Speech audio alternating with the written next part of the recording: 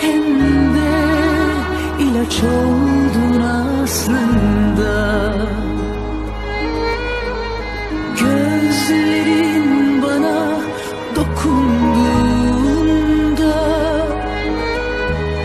yanmadığım kadar yandım da. Günah olsa bile tenin bana, vazgeçemem inan senden asla.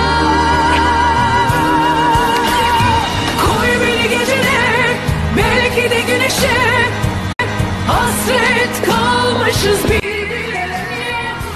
Sanma ki olacak senden sonra hayat, öldüm farz et beni, bir soran yok.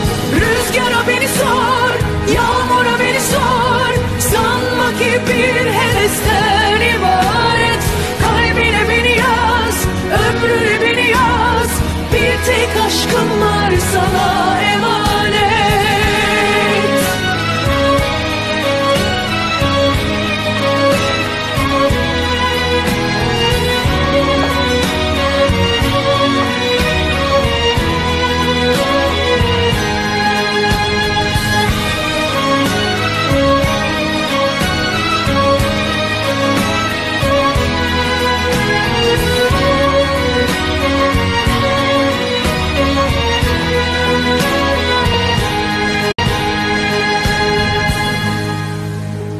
Sen kalbime hem yara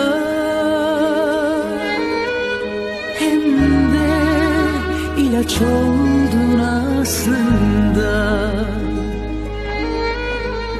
Gözlerin bana dokunduğunda yanmadım. Geç oldu. Ben yatağını hazırlayayım. Günah